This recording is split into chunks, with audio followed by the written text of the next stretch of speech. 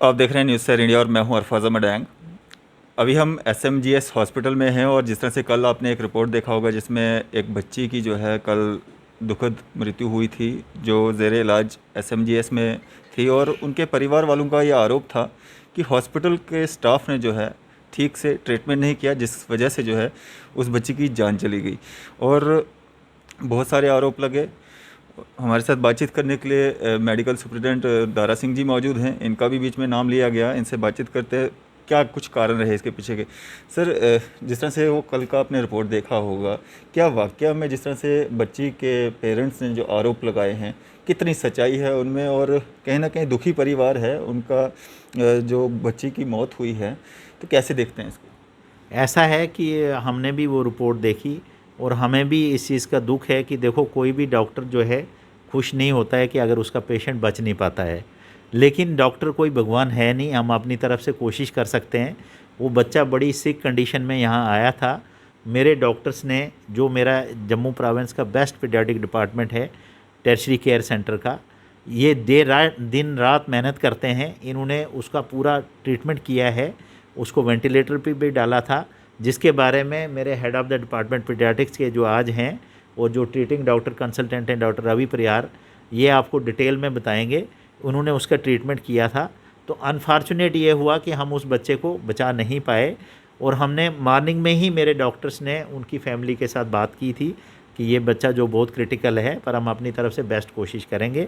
और वो जो उनके साथ समझदार बुज़ुर्ग थे वो सेटिस्फाइड भी थे हमारे ट्रीटमेंट के साथ। उनके साथ हमने बाद में भी यहाँ बात की, उनको ऑफिस में बुलाया। उनको हमने कहा कि आपको हमारे से क्या ग्रीवेंसेस है, आपको लगता है कि अगर हमने सही तरह से काम नहीं किया है, हमारे किसी स्टाफ ने अच्छा काम नहीं किया है, आप हमें रिटर्न में कंप्लेंट दे दो, हम उसकी इंक्वायरी इनिशिएट करेंगे और उसके अगेंस्ट एक्शन लेंगे।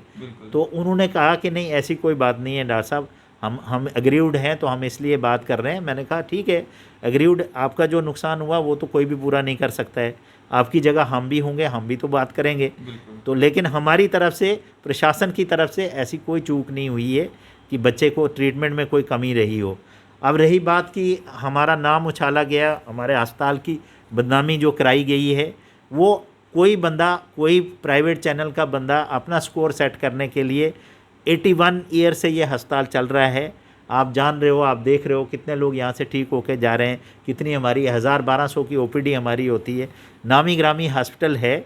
तो मेरी ये रिक्वेस्ट है, लोगों से भी रिक्वेस्ट है कि आप अपना फेथ हमारे अस्पताल पे बनाए रखिए, हमारे डॉक्टर्स पे आप फेथ रखिए। दिन रात हमारे डॉक्टर जो हैं आपकी सेवा के लिए हाज़िर हैं।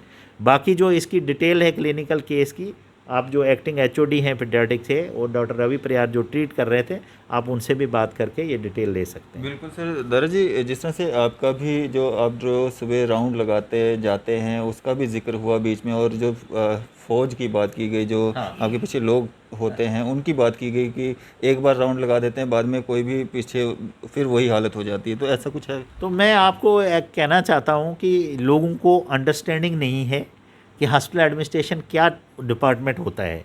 अगर हम राउंड करते हैं, अगर हम राउंड करें तो प्रॉब्लम है, नहीं करें तो प्रॉब्लम है। सुप्रीडेंट कमरे से बाहर नहीं निकलता है, क्योंकि जिस बंदे ने नेगेटिव बोलना है, जो घर से ही स्कोर सेट करने आया है, उसको आप जो मर्ज़ी करो, उसने खिलाफ बोलना है। आइडियली देखो, जर्नलिज्म का ये फ़र्ज़ बनता था कि अगर किसी ने ये रिपोर्ट देनी थी, जैसे हम आपका शुक्रिया करते हैं कि आपने हमारा वर्शन देने के लिए आपने हमें मौका दिया कि आप भी अपना वर्शन दीजिए। जैसे वो आए थे, उन्होंने भी हमें पूछना चाहिए था, आना चाहिए था, फाइल देखनी चाहिए थी, मेरे डॉक्टर से बात करनी चाहिए थी। तो जो राउंड हॉस्पिटल एडमिनिस्ट्रेशन का जो राउंड होता है, देखो हमारे राउंड में मैं मानता हूँ 20 आदमी होते हैं, लेकिन वो सारे सेक्शंस के हेड होते हैं। सैनिटेशन का हेड है, नर्सिंग का हेड है, कारपेंटर है, बिजली वाला है। आपको वो, हमारा पर्पज़ ये होता है कि हम साथ जाके देखते हैं कि जहाँ पर डेफिशिएंसी है, उस डेफिशिएंसी को देयर एंड देन ही डायरेक्शन देकर रेक्टिफाई किया जाता है, और ताकि उस सेक्शन के हेड को हम वहीं ड्रॉप कर लेते हैं कि आप मुझे ये 2 घंटे में ठीक करके वापस रिपोर्ट कीजिए। तो ये एक क्वालिफाइड हॉस्पिटल एडमिनिस्ट्रेशन डिपार्टमेंट का काम करने का एक तरीका है, जो आम लोगों को समझ नहीं आता है। अदरवाइज़ देखो ना, मैं इस अस्पताल का पढ़ा हुआ, इस कॉलेज का प्रोडक्ट हूँ, मुझे सिक्योरिटी थोड़ी खुद चाहिए होती है। अब कहीं अटेंडेंट झगड़ा कर रहे हैं, तो अगर मेडिकल स्टूडेंट रोड पे होगा तो वो पैसिफाई करेगी सिक्योरिटी कि भाई आप झगड़ा नहीं कीजिए, हम आपके लिए हैं, आप इधर बैठ जाइए, उधर बैठ जाइए। तो बेसिकली जो प्रॉब्लम आती है, लोगों को हॉस्पिटल एडमिनिस्ट्रेशन डिपार्टमेंट की अंडरस्टैंडिंग ही नहीं। बिल्कुल। लोग ये सोचते हैं कि ये ऐसे घूमने निकलते हैं, वही हमारा काम है, क्योंकि हम तो क्लिनिशियन नहीं है, हमने पेशेंट नहीं देखना है। हमने क्या करना है कि हमने मरीज़ को, अटेंडेंट को, डॉक्टर्स को, पेशेंट के अटेंडेंट को, सबको कंफर्टेबल बनाना है। उनको ये इन्वायरमेंट देनी है कि उनको यहाँ अच्छा ट्रीटमेंट मिले, उनका यहाँ क्वालिटी केयर हो। तो उसके लिए हम सारी जगह खुद मेडिकल सुप्रिटेंडेंट, खुद डिप्टी मेडिकल सुप्रिटेंडेंट, सीएमओ, हम खुद सुबह 1-1.5 घंटा हर सेक्शन में जाते हैं, पेशेंट से भी मिलते हैं, अटेंडेंट से भी पूछते हैं कि आपको कोई प्रॉब्लम है, कोई परेशानी है। कोई कहता है यहाँ फ़ैन नहीं है सर, फ़ैन रात को जल गया, उसी वक्त हम फ़ैन इलेक्ट्रिक वाले को बोलते हैं फ़ैन आके लगा दीजिए। तो ये हॉस्पिटल प्रशासन का काम करने का एक तरीका होता है, जिसकी अंडरस्टैंडिंग नहीं है, जिसको पब्लिक में मिस कोड किया जाता है कि देखो जी वो आते हैं यहाँ 50 आदमी लाते हैं, वहाँ से चक्कर। और अभी भी आप देखोगे जितने भी वो इंचार्जेस हैं, राउंड करने के बाद वो सारे अपनी अपनी सेक्शन को, जो मॉर्निंग में हमने असाइनमेंटें दी है, वो 3 बजे वो मुझे बता देंगे कि सर हमने ये रेक्टिफाई कर दिया, इतना एक्शन ले लिया, इतना बचा है, ये कल हो जाएगा। तो ये हमारा काम करने का तरीका है।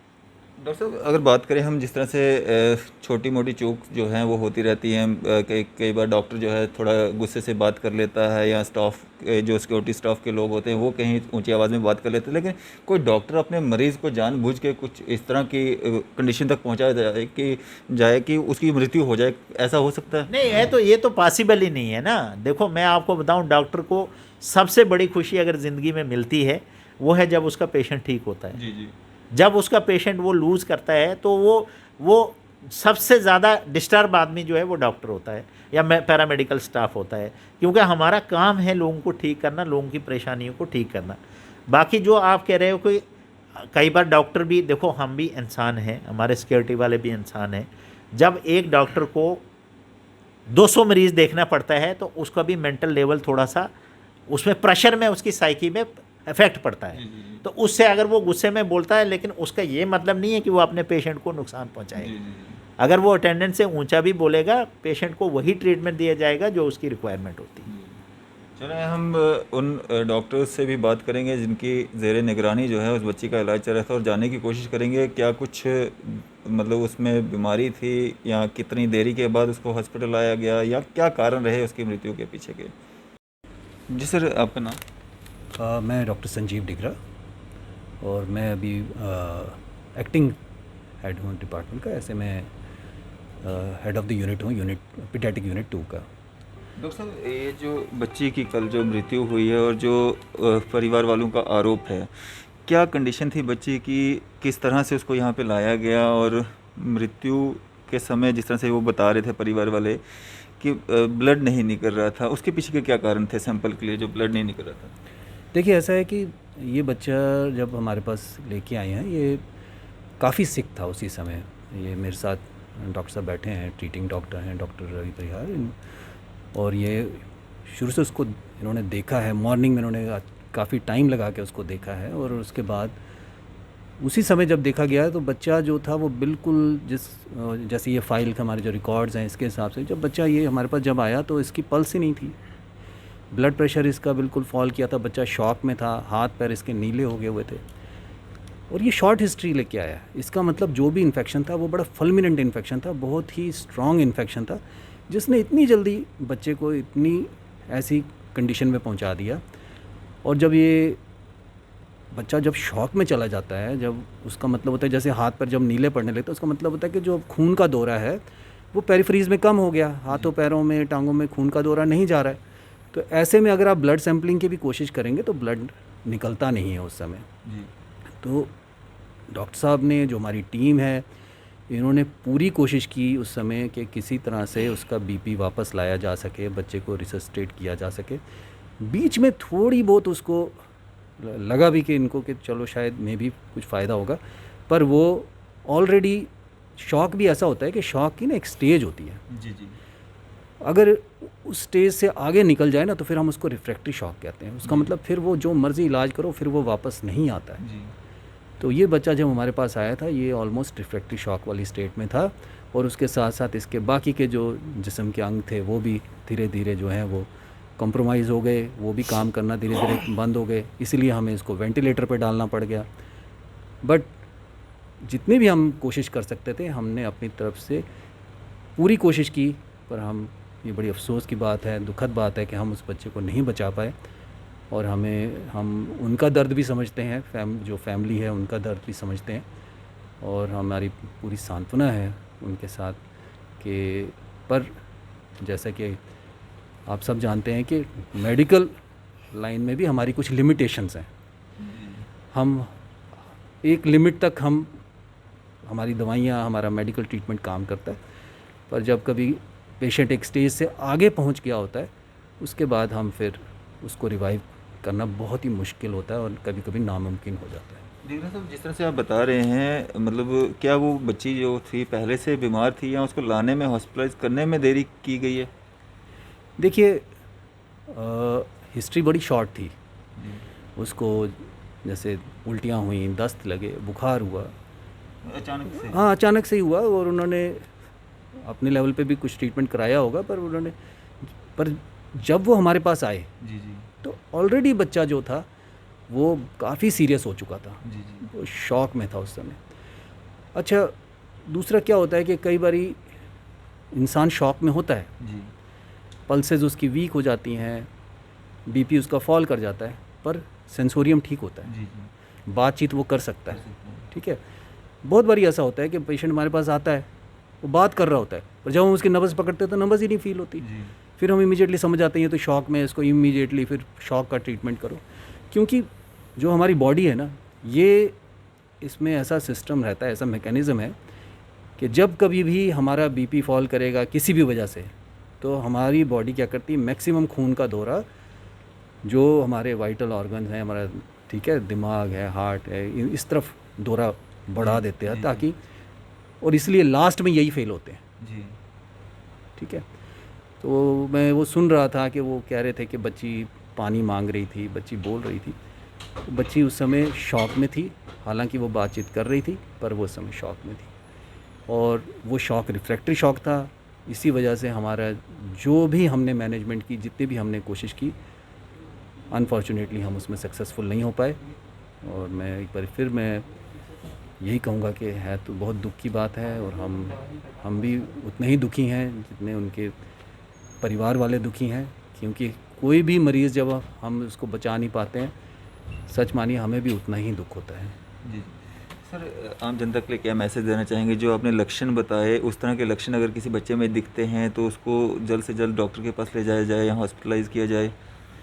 हाँ, देखिए, ऐसा है कि बड़ी बार ऐसा होता है कि ज़ुकाम हुआ, बुखार हुआ या दस्त लगे, तो कई बार हम सोचते हैं कि हाँ, हम इसको नॉर्मल समझ के हम सोचते हैं कि चलो अभी आज रात रुक जाते हैं, कल चले जाएंगे, सुबह चले जाएंगे। पर जब कभी भी आपको लग रहा है कि बच्चे को कोई दिक्कत है, बुखार है, स्पेशली आज के टाइम में तो इस जो अभी जो टाइम चल रहा है, तो बुखार होता है, कोई भी दिक्कत हो रही है, अगर दस्त हो रहे हैं, तो इमीडिएटली आप डॉक्टर को भी दिखाइए। और नहीं उस समय डॉक्टर अवेलेबल है तो SMGS हॉस्पिटल में हमारे यहाँ पे जो हमारी इमरजेंसी 24 घंटे चलती है। 24 घंटे हमारे रेजिडेंट हैं, हमारे जो चिल्ड्रन डिपार्टमेंट के जो रेजिडेंट्स हैं, उसमें हमारे जो पीडियाट्रिशियंस हैं, वो 24 घंटे आपको मिलेंगे, और दिन रात आप जब मर्ज़ी आएँ, इमीडिएटली आप अपना इलाज करवा सकते हैं आके अपने बच्चे का। सर, अब एक सवाल और मैं आपसे पूछना जानना चाहूँगा, क्योंकि आप HOD हैं, तो लोगों में एक नाराज़गी रहती है इसको लेके कि डॉक्टर्स का बिहेवियर जो है पेशेंट के साथ या अटेंडेंट्स के साथ रूड बिहेवियर रहता है कभी कभार। ऐसा क्यों होता है? देखिए, आमतौर पर अपने डिपार्टमेंट के लिए मैं बोलूँगा कि हमारे डिपार्टमेंट में हमारे जो रेजिडेंट डॉक्टर्स भी हैं, चाहे हमारे कंसल्टेंट हैं, ये सब बहुत कंसिडरेट हैं, सॉफ्ट स्पोकन हैं, अच्छे से पेशेंट्स के साथ डील करते हैं। यहाँ तक कि मुझे ये बात बोलते बड़ा अच्छा लग रहा है कि मेरे रेजिडेंट डॉक्टर जो हमारे जो PG स्टूडेंट्स भी हैं, हमारे रजिस्ट्रार्स भी हैं, कई बार मैंने देखा है कि कोई गरीब पेशेंट है, उस समय उसके पास पैसे नहीं हैं, ये आपस में पैसे इकट्ठे करके उसके लिए दवाई भी रात को मंगा लेंगे। जी सवेरे पता चलता है कि डॉक्टर सर इसके पास नहीं, हमने खुद से मंगा के लगा दी। जी तो अमूमन ऐसा नहीं होता है। आमतौर पे पर कभी कभार कोई ऐसी सिचुएशन हो सकती है कि हमारे डॉक्टर्स भी जो हैं तो इंसान ही हैं, प्रेशर ज़्यादा है, वर्कलोड ज़्यादा है, एक ही साथ कई बारी 5-5, 6-6 सिक पेशेंट, कभी कभी 10-10 सिक पेशेंट आ जाते हैं, बहुत सीरियस पेशेंट आ जाते हैं। अब उन पेशेंट्स को हैंडल करना है, उनके साथ में उनके मॉनिटरिंग करनी है, उनका ट्रीटमेंट करना है, उधर से और पेशेंट भी आए जा रहे हैं, ओपीडी भी चल रही है। तो कभी कभार स्ट्रेस में ऐसा हो जाता है, कभी कभी बच्चों के भी जो माता पिता होते हैं वो भी उस समय परेशान होते हैं, वो भी थोड़ा ऊंचा बोल देते हैं, तो उस वजह से हो सकता है। बट ये हमारे डिपार्टमेंट में बहुत रेयर सिचुएशन होती है। आमतौर पे हमारे जो डॉक्टर्स हैं वो सारे वेल बिहेव्ड हैं। यहाँ पे हमारे साथ रवि परिहार जी भी हैं, जिनके हाथों में जो है उस बच्ची का इलाज हो रहा था। रवि जी, जिस तरह के आरोप लगे हैं, क्या कहना चाहेंगे और क्या कंडीशन थी बच्ची की? जी, मैं डॉक्टर रवि परिहार, और ये बच्चा जो एडमिशन थी हमारी यूनिट में था और हम इसको ट्रीट कर रहे थे।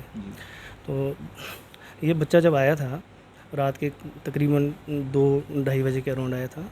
तो जब ये बच्चा हमारी यूनिट में जो डॉक्टर्स ऑन ड्यूटी थे जब रिसीव किया उन्हें, तो child was in very sick condition.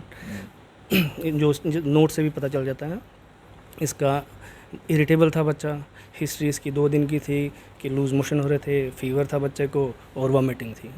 तो बच्चा जब रिसीव किया, इमीडिएटली हम क्या देखते हैं बच्चे का बिहेवियर कैसा है। बच्चा इरिटेटेड था, डिहाइड्रेटेड लग रहा था, सिक कंडीशन में था, सिक लग रहा था।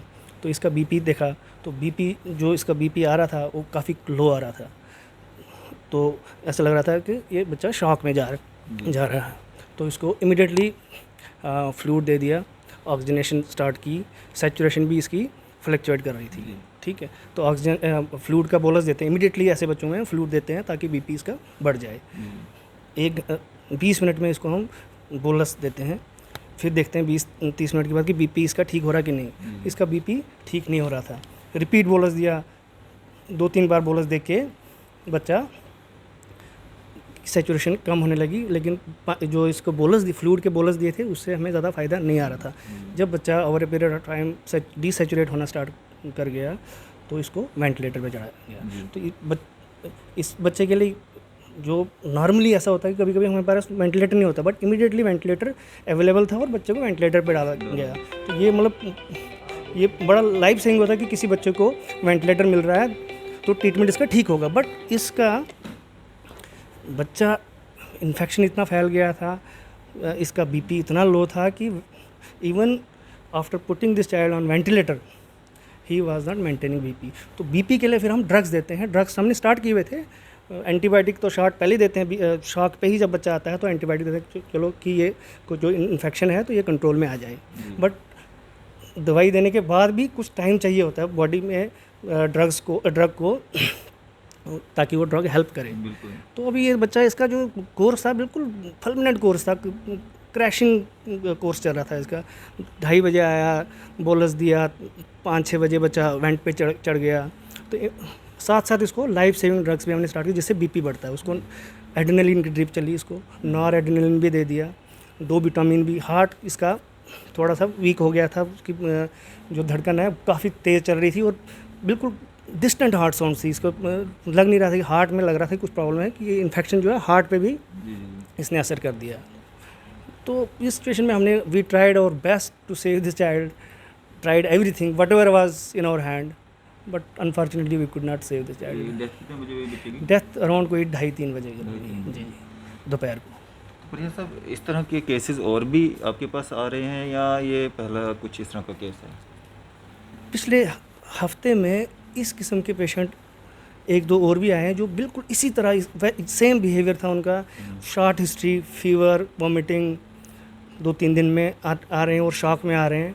एंड 2 बच्चे सिमिलर टाइप के हम we could not save this patients. तो हमें मतलब हम जो सीनियर्स का भी डिस्कस करते हैं कि ये इस किस्म का पेशेंट आ रहा है, ये कुछ पता नहीं चल रहा है, मिस्टीरियस इलनेस है, ये वायरल है। अभी आज डेंगू का सीज़न भी है, डेंगू वाले पेशेंट भी इस प्रेजेंटेशन से आते हैं। बिल्कुल। अभी भी आप वार्ड में देखें तो हमारे पास 8-10 बच्चे हैं जो डेंगू करके आए हैं, उनका भी वो भी शॉक में है, उनका फ्लूइड चल रहा है, बीपी मॉनिटरिंग चल रही है। तो कल की बात करें तो कल भी बहुत ज़्यादा पेशेंट सिक थे, और हमारे जो रेजिडेंट थे, जो हमारे डॉक्टर ऑन ड्यूटी थे, वो सारी रात इन पेशेंट को लगे रहे and they tried their best. तो इस तरह की जो बीमारी है इसमें एहतियात मतलब किस तरह से बरतें हैं माँ बाप, या किस तरह से अपने बच्चों का ख्याल रखें? जो इन्फेक्शंस हैं, एक तो मोस्टली जो वायरल इन्फेक्शन होता है, बैक्टीरियल होता है। मेन तो यही है कि हाइजीन रखना है। अगर कोई बीमार है घर में, कोई और किसी को वायरल इलनेस है, उससे कांटेक्ट नहीं रखना है। बाकी अपना हाइजीन रखना है। That is the way to prevent such. पर ये सब जो आरोप लगाए जा रहे हैं, जिस तरह से यहाँ तक भी अपील की जा रही है कि SMGS में आप जाएं ना अपने बच्चों को लेके, वहाँ पे आप इलाज ही ना करवाएं, तो इस पे क्या कहेंगे आप? क्या इस तरह की धारणा मतलब बनाना या लोगों को इस तरह की अपील करना कैसे देखते हैं? देखिए, आप अभी भी आप देख सकते हैं हमारे वार्ड में इतने सिक बच्चे हैं, उनका इलाज चल रहा है, मैक्सिमम ट्रीट होके जाते हैं। बट अनफॉर्चुनेटली कुछ ऐसा पेशेंट भी आता है जो काफ़ी सिक कंडीशन में आता है, जिनको हम ट्रीटमेंट के बावजूद भी हम we can not save them. तो मोर्टेलिटी तो होती है, बट दिस इज़ अनफॉर्चुनेट कि मतलब बच्चे जो कल का जो केस हुआ, तो we could not save that child. Otherwise तो ट्रीटमेंट तो वी ट्राई आवर बेस्ट, मतलब जो भी पॉसिबल ट्रीटमेंट होती है हमारे, वो देते हैं। चलिए, शुक्रिया हमारे से बातचीत करने के लिए। तो ये जो हॉस्पिटल एडमिनिस्ट्रेशन की ओर से जो पक्ष जानना काफ़ी ज़रूरी था, क्योंकि एक पक्ष आपने जो है वो हमारे ही मीडिया कर्मी के साथी के द्वारा जो है उसको कवर किया गया था, वो आप सब तक पहुंचा है। और इस पे हॉस्पिटल एडमिनिस्ट्रेशन का क्या कहना है और क्या कंडीशन थी बच्ची की, यहाँ हम किसी के ना ही पक्ष में है ना विपक्ष में है, ना हम किसी के फेवर में स्टोरी चलाना चाहते हैं, ना किसी के अगेंस्ट चलाना चाहते हैं। हमारा काम है दोनों पक्षों को सामने लाना, और एक पक्ष को आपने सुना था, हमारा फ़र्ज़ बनता था हम दूसरे पक्ष को भी मौका दें और उनका इस पे क्या कहना है और क्या जो इल्ज़ामात लगे हैं उस पर कितनी सच्चाई है। आप लोग भी अपनी राय जो है वो साझा कर सकते हैं। इसी तरह की मज़ीद अपडेट्स देखने के लिए आप देखते रहें न्यूज़ सैर इंडिया। मैं अरफाज़ अहमद डैंग, कैमरामैन शाहनवाज के साथ।